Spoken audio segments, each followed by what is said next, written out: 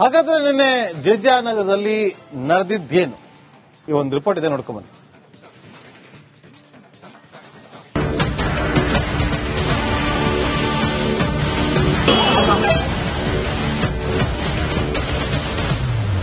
ದೇವಿ ಪಲ್ಲಕ್ಕಿ ಮೆರವಣಿಗೆ ಮಾಡ್ತಿರುವ ಮಾಲಾಧಾರಿಗಳು, ಕಿಡಿಗೇಡಿಗಳಿಂದ ಕಲ್ಲು ತೂರಾಟ, ಕಲ್ಲೆಸೆತದಲ್ಲಿ ಮಗುವಿನ ತಲೆಗೆ ಗಾಯ, ಸಿಡಿದೆದ್ದ ಹಿಂದೂ ಸಂಘಟನೆ ಕಾರ್ಯಕರ್ತರು, ಪೊಲೀಸರ ಜೊತೆ ಸ್ಥಳೀಯರ ಮಾತಿನ ಚಕಮಕಿ.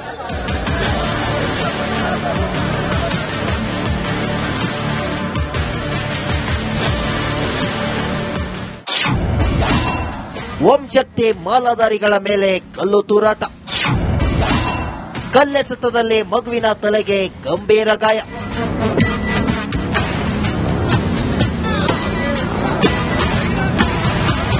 ಒಳಗಡೆ ಕಂಪ್ಲೇಂಟ್ ಆಗಿದೆ, ಅದರ ಬಗ್ಗೆ ಎಫ್ಐಆರ್ ಕೂಡ ಆಗ್ತಾ ಇದೆ.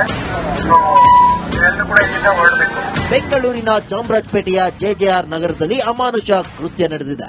ದೇವಿ ಪಲ್ಲಕ್ಕಿ ಮೆರವಣಿಗೆ ವೇಳೆ ಓಂ ಶಕ್ತಿ ಮಾಲಾಧಾರಿಗಳ ಮೇಲೆ ಪುಂಡರು ಕಲ್ಲು ತೂರಿದ್ದಾರೆ. ದುಷ್ಕೃತ್ಯದಲ್ಲಿ ಮೂವರಿಗೆ ಗಂಭೀರ ಗಾಯವಾಗಿದೆ. ಮಾಲೆ ಧರಿಸಿದ್ದ ಮಗುವಿನ ತಲೆಗೂ ಗಾಯವಾಗಿದೆ. ಗಾಯಾಳುಗಳಿಗೆ ಸ್ಥಳೀಯ ಆಸ್ಪತ್ರೆಯಲ್ಲಿ ಚಿಕಿತ್ಸೆ ನೀಡಲಾಗುತ್ತಿದೆ. ಕಲ್ಲು ತೂರಾಟಕ್ಕೆ ಸಿಡಿದೆದ್ದ ಹಿಂದೂ ಸಂಘಟನೆ ಮುಖಂಡರು ತಡರಾತ್ರಿ ಪೊಲೀಸ್ ಠಾಣೆ ಬಳಿ ಜಮಾಯಿಸಿದರು. ಹಿಂದೂ ಮುಖಂಡರು ಠಾಣೆಗೆ ಮುತ್ತಿಗೆ ಹಾಕ್ತಿದ್ದ ಹಾಗೆ ಪೊಲೀಸರು ಬ್ಯಾರಿಕೇಡ್ ಅಳವಡಿಸಿದರು. ಈ ವೇಳೆ ಪೊಲೀಸರು ಮತ್ತು ಮುಖಂಡರ ನಡುವೆ ವಾಗ್ವಾದ ನಡೆಯಿತು. ಕಲ್ಲು ತೂರಾಟ ಆಗ್ತಿರುವಂತ ಮನಸ್ಥಿತಿ ತಾವು ಗಮನಿಸಿದ್ರೆ, ಈ ಕಲ್ಲು ತೂರಾಟ ಆಗ್ತಿರುವಂತ ಮನಸ್ಥಿತಿ ಇವತ್ತು ಕಾಶ್ಮೀರದಲ್ಲಿ ಹೇಗೆ ಭಯೋತ್ಪಾದಕರು ಕಲ್ತೂರಾಟನೆ ಮಾಡ್ತಿದ್ರು, ಅದೇ ರೀತಿ ಭಯೋತ್ಪಾದಕರು ಇವತ್ತು ಚಾಮರಾಜಪೇಟೆ ಸುತ್ತಮುತ್ತ ಇದಾರ ಅಂತ ಸಂಶಯ ಮೂಡುತ್ತಿದೆ. ಈ ಕೂಡಲೇ ಆ ಕಲ್ಲು ತೂರಾಟ ಮಾಡುವಂತ ಜಿಹಾದಿ ಮನಸ್ಥಿತಿ ಇರುವಂತ ಭಯೋತ್ಪಾದಕರಂತ ಅವರು ತಾವು ಬಂಧನ ಮಾಡಿಲ್ಲ ಅಂತಂದ್ರೆ ನಾವು ದೊಡ್ಡ ಮಟ್ಟಕ್ಕೆ ಹೋರಾಟ ಮಾಡದಂತೂ ನಿಶ್ಚಿತ. ಇಲ್ಲಿರುವ ಹಿಂದೂಗಳ ರಕ್ಷಣೆಗೆ ಸರ್ಕಾರ ಮುಂದಾಗಬೇಕಾಗಿದೆ. ಅನ್ಯ ಕೋಮಿನ ಕಿಡಿಗೇಡಿಗಳಿಂದ ಕಲ್ಲು ತೂರಾಟ. ಮೆರವಣಿಗೆ ವೇಳೆ ಕಲ್ಲು ತೂರಿದವರು ಮುಸ್ಲಿಂ ಪುಂಡರು ಎಂದು ಶ್ರೀರಾಮ ಸೇನಾ ಸದಸ್ಯ ಸುಂದರೇಶ್ ಆರೋಪಿಸಿದ್ದಾರೆ. ಕಿಡಿಗೇಡಿಗಳನ್ನ ಕೂಡಲೇ ಬಂಧಿಸಬೇಕು, ಇಲ್ಲವೇ ನಾಳೆ ಚಾಮರಾಜಪೇಟೆ ಬಂದ್ ಮಾಡುತ್ತೇವೆ ಎಂದು ಸುಂದರೇಶ್ ಎಚ್ಚರಿಸಿದ್ದಾರೆ. ಈ ಒಂದು ಆಧುನಿಕ ಟಿಪ್ಪು ಸುಲ್ತಾನ್ ಜಮೀರ್ ಅವರ ಕ್ಷೇತ್ರದಲ್ಲಿ ಹಿಂದೂಗಳಿಗೆ ರಕ್ಷಣೆ ಇಲ್ಲಂತಾಗಿದೆ. ಓಂ ಶಕ್ತಿ ದೇವಸ್ಥಾನದ ಮೆರವಣಿಗೆ ಪ್ರತಿ ಸಾರಿ ಕೂಡ ಇಲ್ಲಿ ಹೋಗ್ತಾನೆ ಇರುತ್ತೆ. ಇವತ್ತು ಪೊಲೀಸ್ ಅಧಿಕಾರಿಗಳು ಇದಕ್ಕೆ ಪರ್ಮಿಷನ್ ತಗೊಳ್ಬೇಕು ಅಂತ ಹೇಳ್ತಾರೆ. ಆದ್ರೆ ಅದೇ ಜೆಜೆ ನಗರದಲ್ಲಿ ಟಿಪ್ಪು ಜಯಂತಿಯನ್ನು ಮಾಡಿದಾಗ ನೀವ್ಯಾಕೆ ಪರ್ಮಿಷನ್ ಕೇಳಲಿಲ್ಲ?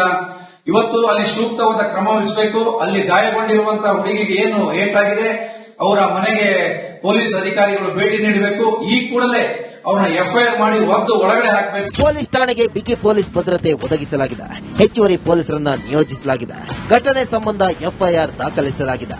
ಮೆರವಣಿಗೆಯಲ್ಲಿದ್ದಂತ ಒಂದು ಹೆಣ್ಣು ಮಗಳ ಮೇಲೆ ಯಾರೋ ಕಲ್ಲು ಎಸ್ತಿದ್ದಾರೆ ಮೇಲಿಂದ ಅಂತ ಹೇಳಿ ಈ ಸಂಬಂಧ ನಾವು ಒಂದು ಎಫ್ಐಆರ್ ನ ಈಗಾಗಲೇ ದಾಖಲೆ ಮಾಡ್ಕೊಂಡಿದ್ದೀವಿ. ದಾಖಲೆ ಮಾಡಿ ಆರೋಪಿಗಳು ಯಾರು ಏನು ಅನ್ನೋದ್ರ ಬಗ್ಗೆ ನಾವು ಮಾಹಿತಿ ಕಲೆ ಹಾಕಿ ಆದಷ್ಟು ಬೇಗ ಆರೋಪಿಗಳನ್ನ ನಾವು ಪತ್ತೆ ಮಾಡಿ ಅರೆಸ್ಟ್ ಮಾಡ್ತೀವಿ ಅನ್ನೋ ಭರವಸೆ ಕೂಡ ನಾವು ಇಲ್ಲಿ ಬಂದಂತ ವ್ಯಕ್ತಿಗಳಿಗೆ ಮತ್ತು ಯಾರು ಕಂಪ್ಲೇನೆಂಟ್ ಇದ್ದಾರೆ ಅವ್ರಿಗೆ ಈಗಾಗಲೇ ರವಾನಿಸಿದ್ದೀವಿ.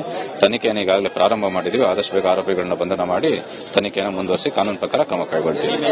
ಬೇರೆ ಬೇರೆ ಇನ್ಸ್ಪೆಕ್ಟರ್ಗಳನ್ನೆಲ್ಲ ನಾವು ಇಲ್ಲಿ ಕರೆಸ್ಕೊಂಡಿದ್ದೀವಿ. ಒಂದು ಬಂದೋಬಸ್ತ್ ಮಾಡೋ ಸಲುವಾಗಿ, ಇನ್ನೊಂದು ತನಿಖೆ ಮಾಡೋ ಸಲುವಾಗಿ. ತನಿಖೆನ ಒಂದೆರಡು ಇನ್ಸ್ಪೆಕ್ಟರ್ ನೇತೃತ್ವದಲ್ಲಿ ಈಗಾಗಲೇ ತನಿಖೆ ನಡೀತಾ ಇದೆ. ಆರೋಪಿಗಳ ಪತ್ತೆಗೆ ಕ್ರಮ ಕೂಡ ವಹಿಸ್ತಾ ಇದ್ದಾರೆ. ರಾಜ್ಯದಲ್ಲಿ ದಿನೇ ದಿನೇ ಪುಂಡರ ಹಾವಳಿ ಮಿತಿ ಮೀರ್ತಿದೆ.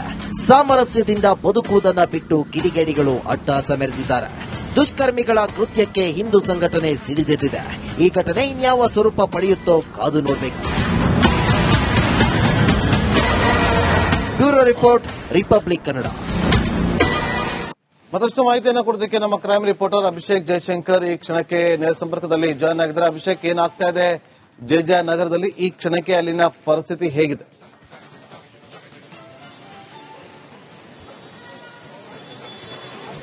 ಎಸ್, ಈಗಾಗಲೇ ಏನು ಡಿಸಿಪಿ ಯತೀಶ್ ಕೂಡ ಸ್ಥಳಕ್ಕೆ ಬಂದಿದ್ದಾರೆ. ಅಲ್ಲಿ ಒಂದು ಏನಿದೆ ಅಪ್ಡೇಟ್ ಅನ್ನುವಂಥದ್ದು, ಅಂದ್ರೆ ನಿನ್ನೆ ಅಷ್ಟೇ ಹೇಳಿದ್ರು ಆದಷ್ಟು ಬೇಗ ಆರೋಪಿಗಳನ್ನ ಬಂಧನ ಮಾಡ್ತೀನಿ ಅಂತ ಹೇಳಿ. ಹೀಗಾಗಿ ಯಾವ ರೀತಿ ಕೆಲಸಗಳು ನಡೀತಾ ಇದೆ ಅನ್ನುವಂತಹ ಒಂದು ವಿಚಾರವಾಗಿ ಯತೀಶ್ ಅವರು ಈಗಾಗಲೇ ಸ್ಥಳಕ್ಕೆ ಬಂದು, ಅಂದ್ರೆ ಸ್ಟೇಷನ್ಗೆ ಬಂದು ಅವರಿಂದ ಮಾಹಿತಿ ಕಲೆ ಹಾಕುವಂತಹ ಕೆಲಸಗಳನ್ನು ಕೂಡ ಮಾಡಿದ್ದಾರೆ. ಮತ್ತೆ ಈಗಾಗಲೇ ವಿವಿಧ ತಂಡಗಳನ್ನ ಆಯಾ ಭಾಗದಲ್ಲಿ ಹುಡುಕಾಟ ನಡೆಸೋದಕ್ಕೆ ಈಗಾಗಲೇ ಸಜ್ಜಾಗಿರುವಂತದ್ದು. ಅದೇ ರೀತಿಯಾಗಿ ಆರೋಪಿಗಳು ಯಾವಾಗ ಬಂಧನ ಆಗೋದಿಲ್ವೋ ಅದರ ಬಿಸಿ ಇನ್ನೂ ಕೂಡ ಇರುತ್ತೆ. ಪ್ರತಿಭಟನೆಗಳು ಕೂಡ ನಡೆಯುತ್ತೆ. ಒಂದಷ್ಟು ಒತ್ತಡ ಹಾಕೋದಕ್ಕೆ ಒಂದು ಪ್ರೊಟೆಸ್ಟ್ ಕೂಡ ಮುಂದಿನ ಹಂತದಲ್ಲಿ ನಡೆಯುವಂತಹ ಸಾಧ್ಯತೆ ಹಿನ್ನೆಲೆಯಲ್ಲಿ ಈಗಾಗಲೇ ಸ್ಥಳಕ್ಕೆ ಅಂದ್ರೆ ಪೊಲೀಸ್ ಠಾಣೆಗೆ 3 ಹೆಚ್ಚುವರಿ ಕೆಎಸ್ಆರ್ಪಿ ತುಕಡಿಗಳನ್ನು ಕೂಡ ಈಗಾಗಲೇ ನಿಯೋಜನೆಯನ್ನ ಮಾಡಲಾಗಿರುವಂತದ್ದು. ಈಗಾಗಲೇ ನೀವು ದೃಶ್ಯಗಳಲ್ಲಿ ನೋಡ್ತಾ ಇರಬಹುದು, ಸಾಕಷ್ಟು ಒಂದು ಭದ್ರತೆಯನ್ನು ಕೂಡ ಈಗಾಗಲೇ ನಿಯೋಜನೆಯನ್ನ ಮಾಡಲಾಗಿದೆ. ಬಸ್ಗಳಲ್ಲಿ ಮುಖಾಂತರ ಮತ್ತು ಹೆಚ್ಚು ಕಡಿಮೆ 6ಕ್ಕೂ ಹೆಚ್ಚು ಪೊಲೀಸ್ ತುಕಡಿಗಳನ್ನ ಈಗಾಗಲೇ ನಿಯೋಜನೆ ಮಾಡಲಾಗಿದೆ. ಯಾವುದೇ ಕಾರಣಕ್ಕೂ ಕೂಡ ಪ್ರತಿಭಟನೆಗೆ ಎಲ್ಲೂ ಕೂಡ ಅವಕಾಶ ಇಲ್ಲ. ಫ್ರೀಡಂ ಪಾರ್ಕ್ ಬಿಟ್ರೆ ಅಕಸ್ಮಾತ್ ಇಲ್ಲಿ ಏನಾದರೂ ಪ್ರತಿಭಟನೆ ನಡೆದಂತಹ ಸಂದರ್ಭದಲ್ಲಿ ಅವರನ್ನ ಬಂಧನ ಮಾಡಿ ಅಂದ್ರೆ ಅವರನ್ನ ವಶಕ್ಕೆ ಪಡೆದುಕೊಳ್ಳುವಂತಹ ಒಂದು ಪ್ರಕ್ರಿಯೆಗಳು ಕೂಡ ನಡೆಯುತ್ತೆ ಮತ್ತು ಅವರ ವಿರುದ್ಧ ಎಫ್ಐಆರ್ ಕೂಡ ದಾಖಲಾಗುತ್ತೆ. ಅಂದ್ರೆ ಈ ರೀತಿಯಾಗಿ ಪ್ರತಿಭಟನೆ ಮಾಡಿದ ಕಾರಣದಿಂದಾಗಿ. ಆದ್ರೆ ಇದೆಲ್ಲವನ್ನು ತಪ್ಪಿಸೋದಕ್ಕೆ ಪೊಲೀಸರು ಆದಷ್ಟು ಬೇಗ ಯಾರು ಈ ರೀತಿಯಾದಂತಹ ಒಂದು ಕಿಡಿಗೇಡಿ ಕೃತ್ಯಗಳನ್ನು ನಡೆಸಿದ್ದಾರೆ ಅವರ ವಿರುದ್ಧ ಅಂದ್ರೆ ಅವರನ್ನ ಬಂಧನ ಮಾಡುವಂತಹ ಮುಖಾಂತರ ಎಲ್ಲವನ್ನು ಕೂಡ ತಣ್ಣಗಾಗಿಸಬೇಕಾಗುತ್ತೆ. ಹೀಗಾಗಿ ಈ ಒಂದು ಹಂತದಲ್ಲಿ ಪೊಲೀಸರು ಸಾಕಷ್ಟು ಶ್ರಮವನ್ನು ಕೂಡ ವಹಿಸಿದ್ದಾರೆ. ಈಗಾಗಲೇ ಕಾರ್ಯಾಚರಣೆ ಮುಂದುವರೆದಿದೆ. ನಾಗೇಂದ್ರ ಬಾಬು. ಓಕೆ ಅಭಿಷೇಕ್, ಹಾಗೆ ಸಂಪರ್ಕದಲ್ಲೇ ಇರಿ, ಮತ್ತೆ ನಿಮ್ಮನ್ನ ಸಂಪರ್ಕ ಮಾಡ್ತೀನಿ. ಈಗ ತೇಜಸ್ ಗೌಡ ಅವರು ಹಿಂದೂ ಮುಖಂಡರು ಮುಂದಿಗೆ ಫೋನ್ ಸಂಪರ್ಕದಲ್ಲಿದ್ದಾರೆ. ತೇಜಸ್ ಗೌಡ ಅವರೇ ನಮಸ್ಕಾರ. ಶ್ರೀರಾಮ್ ನಮಸ್ತೆ. ಅರ್ಚಕರೊಬ್ಬರ ಮಾತನ್ನ ನೀವು ಕೇಳಿಸ್ಕೊಂಡ್ರೆ ಅಂತ ನಾನು ಬಯಸ್ತೀನಿ. ಅಂಗಳ ಪರಮೇಶ್ವರಿ ದೇವಸ್ಥಾನದ ಅರ್ಚಕರು ಅವರೊಂದು ಪ್ರಶ್ನೆಯನ್ನ ಮಾಡಿದ್ರು, ನಾವು ಹಿಂದೂಗಳಾಗಿ ಹುಟ್ಟಿರೋದೇ ತಪ್ಪಾ ಅಂತೇಳಿ. ನಿನ್ನೆ ರಾತ್ರಿ ಕೂಡ ನಾನು ಆ ಸ್ಥಳದಲ್ಲಿ ಇದ್ದೆ. ವಿಶೇಷವಾಗಿ ಚಾಮರಾಜಪೇಟೆ ವಿಧಾನಸಭಾ ಕ್ಷೇತ್ರ ಏನಿದೆ ಅಲ್ಲ, ಇವತ್ತು ಅಲ್ಲಿ ಹಿಂದೂಗಳು ಹಬ್ಬ ಇರ್ಲಿ ಆಚೆ ಬರೋದಕ್ಕೆ ಎದುರುವಂತ ಪರಿಸ್ಥಿತಿಲಿ ಬದುಕ್ತಿದ್ದಾರೆ. ಭಯದ ವಾತಾವರಣದಲ್ಲಿ ಬದುಕ್ತಿರುವಂತ ಪರಿಸ್ಥಿತಿ ಇವತ್ತು ನಮ್ಮ ಬೆಂಗಳೂರಿನ ಚಾಮರಾಜಪೇಟೆ ವಿಧಾನಸಭಾ ಕ್ಷೇತ್ರದಲ್ಲಿ ಆಗ್ತಿದೆ.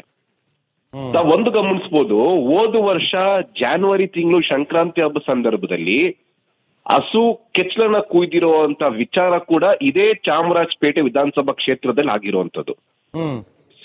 ಅದಕ್ಕಿಂತ ಹೋದ ವರ್ಷ ಗಣೇಶ ಮೆರವಣಿಗೆ ಟೈಮಲ್ಲಿ ಗಲಾಟೆ ಆಗಿರುವಂತ ವಿಚಾರ ಕೂಡ ಇದೇ ಚಾಮರಾಜಪೇಟೆ ವಿಧಾನಸಭಾ ಕ್ಷೇತ್ರದಲ್ಲಿ ಆಗಿರುವಂತದ್ದು. ಚಾಮರಾಜಪೇಟೆ ವಿಧಾನಸಭಾ ಕ್ಷೇತ್ರ ದಿನೇ ದಿನೇ ಹೇಗಾಗ್ತಿದೆ ಅಂತಂದ್ರೆ, I am very sorry to use this, ಅದು ಭಯೋತ್ಪಾದಕರು ಸ್ಲೀಪರ್ ಸೆಲ್ಸ್ ಕೇಂದ್ರ ಆಗ್ತಿದೆ.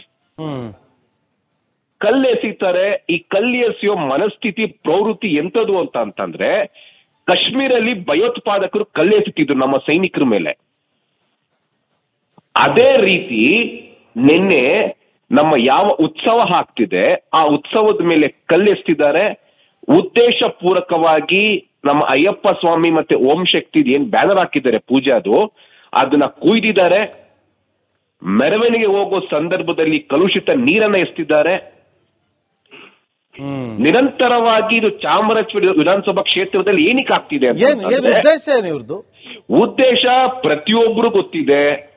ರಿಪಬ್ಲಿಕ್ ಆಫ್ ಚಾಮರಾಜಪೇಟೆ ಅಂತ ಏನು ಮಾನ್ಯ ಜಮೀರ್ ಅಹಮದ್ ಅವರು ಇದಾರಲ್ಲ, ಜಮೀರ್ ಅಹಮದ್ ಅವರ ಕುಮ್ಮಕ್ಕಿನಿಂದನೇ ಇವತ್ತು ಆ ಜಿಹಾದಿ ಮನಸ್ಥಿತಿ ಇರುವಂತ ಮುಸಲ್ಮಾನರ ಪುಂಡರ ಅಟ್ಟಹಾಸ ಆಗ್ತಿದೆ. ನಾವು ಹಿಂದೂ ರಾಷ್ಟ್ರದಲ್ಲೇ ಇದ್ದೀವ? ಅದನ್ನ ನಾವು ಪ್ರಶ್ನೆ ಮಾಡ್ಕೊಳ್ಳಕ್ಕಿಂತ ಹೆಚ್ಚಾಗಿ ಇವತ್ತು ಏನು ಜಮೀರ್ ಅಹಮದ್ ಅಲ್ಲಿ ಕಚ್ಕೊಂಡು ಮಾತಾಡ್ತಾರಲ್ಲ, ಹೋಗಿದ್ ಕಡೆ ಬಂದಿದ್ ಕಡೆ, ಪಾಪ ಬಾಂಗ್ಲಾ ಮುಸಲ್ಮಾನರಿಗೆ ಮುಡಿದಿದ್ದಂತ ಹೃದಯ ಆ ಸ್ಥಳೀಯ ಶಾಸಕ, ಅವ್ರ ಮತದಾರರು, ಆ ಸ್ಥಳೀಯರಿಗೆ ಇನ್ನವರೆಗೂ ಸ್ಥಳಕ್ಕೆ ಬಂದಿಲ್ಲ ಆ ಪುಣ್ಯಾತ್ಮ. ಪ್ರತಿ ಒಂದಕ್ಕೂ ಅಲ್ಲಿ ಹಿಂದೂಗಳು ಭಯದ ವಾತಾವರಣದಲ್ಲಿದ್ದಾರೆ. ನೆನೆ ಆ ಸ್ಥಳದಲ್ಲಿ ಇರ್ಬೇಕಾದ್ರೆ ಹಿಂದೂಗಳು ಹೇಳ್ತಿದ್ದಾರೆ, ಸರ್ ನೀವು ಬಂದಿದ್ದೀರಿ, ನಮ್ಗೆ ಧೈರ್ಯ ಕೊಡುತ್ತೆ, ಎಲ್ಲಾ ಸಂಘಟನೆಗಳು ಬಂದಿದ್ದೀರಾ, ಇವತ್ತು ಪ್ರತಿಭಟನೆ ನಮಗ್ ಹೋಗಿದ ತಕ್ಷಣ ನಾವು ಇಲ್ಲಿ ನೆಮ್ಮದಿಯಾಗಿ ಓಡಾಡೋದಕ್ಕಾಗಲ್ಲ, ನಮ್ನ ಟಾರ್ಗೆಟಿಂಗ್ ಮಾಡಿ ನಮ್ಮ ಮೇಲೆ ಉದ್ದೇಶ ಪೂರ್ವಕವಾಗಿ ನಮ್ನ ಟಾರ್ಗೆಟ್ ಮಾಡಿ ತೊಂದರೆ ಕೊಡುವಂತ ಜನರು ಇಲ್ಲಿದ್ದಾರೆ ಅಂತ ಭಯದ ವಾತಾವರಣದಲ್ಲಿ ಇದ್ದಾರೆ. ಇನ್ನೊಂದು ಮಾತು ಹೇಳ್ತಾರೆ ಅವರು, ಸರ್ ಕಾಶ್ಮೀರಲ್ಲಿ ಹೆಂಗಾಗಿದ್ದಲ್ಲ ಆತರ ಪರಿಸ್ಥಿತಿ ಇದೆ ಸರ್ ಇಲ್ಲಿ.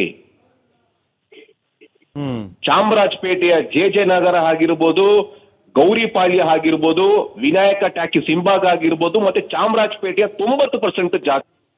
ಪಾಪ ಇದು ಜಮೀರ್ ಅಹಮದ್ ಕಣ್ಗೆ ಕಾಣಲ್ಲ. ಜಮೀರ್ ಅಹಮದ್ ಹೋಗಿದ್ ಕಡೆ ಬಂದಿದ್ ಕಡೆ ಇದೇ ಏನಾದ್ರು ನಿನ್ನೆ ಮುಸಲ್ಮಾನರು ಏನಾದ್ರು ಆಗಿದ್ದಿದ್ರೆ ಬಹುಶಃ ಇವತ್ತು ಜೆ ನಗರ ಪೊಲೀಸ್ ಸ್ಟೇಷನ್ ಬೆಂಕಿ ಹಚ್ಬಿಡ್ತಿದ್ರಿ ನಾವು ಇವತ್ತು. ಹ್ಮ್ ನಾವು ಕಾನೂನಿಗೆ ಗೌರವ ಕೊಟ್ಟು ಅಲ್ಲಿ ನಿಷ್ಠಾವಂತ ಡಿಸಿಪಿ ಯತೀಶ್ ಅಂತ ಬಂದಿದ್ದಾರೆ. ಅವ್ರ ಮೇಲೆ ಅಪಾರವಾದ ನಂಬಿಕೆ ಇದೆ. ಪ್ರಾಮಾಣಿಕ ಅಧಿಕಾರಿ ಭರತ್ ರೆಡ್ಡಿ ಅಂತ ಇದ್ದಾರೆ. ಅವರ ಮನವಿಗೆ ನಾವು ಒಪ್ಕೊಂಡು ಇವತ್ತು ಬೆಳಿಗ್ಗೆ 10 ಗಂಟೆ ಗಡುವು ಕೊಟ್ಟಿದ್ದೀರಿ, ಆರೋಪಿಗಳನ್ನ ಬಂಧನ ಮಾಡ್ತಾರೆ ಅಂತ. ಅವ್ರು ಬಂಧನ ಮಾಡಿಲ್ಲ ಅಂತಂದ್ರೆ ನಾವು ಉಗ್ರವಾದ ಹೋರಾಟ ಮಾಡೋದಂತೂ ನಿಶ್ಚಿತ. ಜಮೀರ್ ಅಹಮದ್ಗೆ ನಮ್ಮ ರಿಪಬ್ಲಿಕ್ ವಾಹಿನಿಯಿಂದ ಒಂದು ಎಚ್ಚರಿಕೆ ಕೊಡಕ್ಕೆ ಇಷ್ಟಪಡ್ತಾ ಇದ್ದೀನಿ. ದಯವಿಟ್ಟು ತಮ್ಮ ಹಿಂಬಾಲಕರು ನಿಮ್ಮ ಪುಂಡರಿಗೆ ಬುದ್ಧಿ ಕಲಿಸಿ. ಇಲ್ಲ ಅಂತಂದ್ರೆ ಸಂಘಟನೆಗಳು ಗೊತ್ತಿದೆ, ಕಾನೂನು ಮುಖಾಂತರ ನಾವು ಬುದ್ಧಿ ಕಲಿಸ್ತೀರಿ. ನಮ್ಮ ಭಾರತದ ಕಾನೂನು ಮುಖಾಂತರ, ನಿಮ್ಮ ಶರಿಯತ್ ಕಾನೂನು ಮುಖಾಂತರ ಅಲ್ಲ, ಭಾರತ ಕಾನೂನು ಮುಖಾಂತರ ಬುದ್ಧಿ ಕಲಿಸ್ಬೇಕಾಗತ್ತೆ. ಇನ್ನಾದ್ರೂ ಅಲ್ಲಿ ಹಿಂದೂಗಳನ್ನ ನೆಮ್ಮದಿಯಾಗಿ ಬದುಕೋದಕ್ ಬಿಡಿ. ಕೆಲವು ರಾಜಕಾರಣಿಗಳ ನಡವಳಿಕೆ ಹೇಗಿದೆ ಅಲ್ಲಿ ಅಂತಂದ್ರೆ ಜಮೀರ್ ಅಹಮದ್ ಜೊತೆ ಒಪ್ಪಂದ ಮಾಡಿಕೊಂಡು ಬಂದ ಪುಟ ಓದಾ ಪುಟ ಅಂತ ಕೆಲವು ರಾಜಕಾರಣಿಗಳನ್ನೇ ಮಾಡಿದ್ದಾರೆ. ಅವ್ರಿಗೆ ನಾಚಿಕೆ ಆಗ್ಬೇಕು, ಧಿಕ್ಕಾರ ಹೇಳ್ತೀನಿ. ನೀವು ಎಲ್ಲೋ ಒಂದ್ ಕಡೆ ಆ ಏರಿಯಾ ಬಿಟ್ಟು ಬೇರೆ ಎಲ್ಲೋ ಒಂದ್ ಕಡೆ AC ರೂಮ್ ಅಲ್ಲಿ ಕುತ್ಕೊಂಡು ಇರೋದಲ್ಲ. ನೀವು ಹಿಂದೂ ಆಗಿದ್ರೆ ಅಲ್ಲಿ ಹಿಂದೂಗಳ ಕಷ್ಟಕ್ಕೆ, ಹಿಂದೂಗಳ ನೋವಿಗೆ ಇರಬೇಕಿತ್ತು. ನೀವು ಬಂದ ಪುಟ ಓದಾ ಪುಟ ಅಂತ ಹೋಗೋ ಕೆಲಸ ಆಗಲ್ಲ ಸ್ವಾಮಿ. ಅಲ್ಲಿ ಹಿಂದೂಗಳು ಕಷ್ಟ ಅನುಭವಿಸ್ತಿದ್ದಾರೆ. ಅವ್ರ ಪರ ಧ್ವನಿಯಾಗಿ ನಿಂತ್ಕೋಬೇಕು ನೀವು. ನಿಮ್ಮ ಅಡ್ಜಸ್ಟ್ಮೆಂಟ್ಗೋಸ್ಕರ ಎಲ್ಲಿ ನೀವು ಜೋರಾಗಿ ಮಾತಾಡ್ಬಿಟ್ರೆ ನೆಕ್ಸ್ಟ್ ಅವರು ಮುಸಲ್ಮಾನ್ ಅಭ್ಯರ್ಥಿನೋ ಇಲ್ಲ ಬೇರೆ ಅಭ್ಯರ್ಥಿ ನಿಮ್ಮ ಮೇಲೆ ಕಂಟೆಸ್ಟ್ ಮಾಡ್ಬಿಡ್ತಾನೆ ಅಂತ ಬೈಕ್ ಹೋಗ್ಬೇಡಿ. ಅಲ್ಲಿ ಬಂದು ಜನಗಳ ಸಮಸ್ಯೆ ಆಲಿಸಿ. ಇವತ್ತು ನಾಗೇಂದ್ರ ಅವರೇ, ಅಲ್ಲಿ ಏನ್ ಅರ್ಚಕರು ಹೇಳ್ತಿದ್ರಲ್ಲ, ಅಂಗಲ ಪರಮೇಶ್ವರಿ ಅವರು ಅರ್ಚಕರು 100ಕ್ಕೆ 100 ನಾವು ಅವ್ರಿಗೆ ಉತ್ತರ ಕೊಟ್ಟು ನಾವು ಅವ್ರನ್ನ ಕನ್ವಿನ್ಸ್ ಮಾಡೋದಕ್ಕೆ ಆಗ್ತಿಲ್ಲ. ಅಷ್ಟು ಭಯದ ವಾತಾವರಣದಲ್ಲಿದ್ದಾರೆ. ನೋಡೋಣ ತೇಜಸ್ ಗೌಡ ಅವರೇ, ಇದು ಈಗ ರಿಪಬ್ಲಿಕ್ ಆಫ್ ಚಾಮರಾಜಪೇಟೆ ಆಗ್ತಾ ಇದೆಯಾ ಅಥವಾ ಇದು ಅವರೇ ಬಂದು ಆಕ್ಷನ್ ತೆಗೆದುಕೊಳ್ಳಕ್ಕೆ ಪೊಲೀಸರು ತಿಳಿಸ್ತಾರ? ಕಾದು ನೋಡೋಣ. Thank you.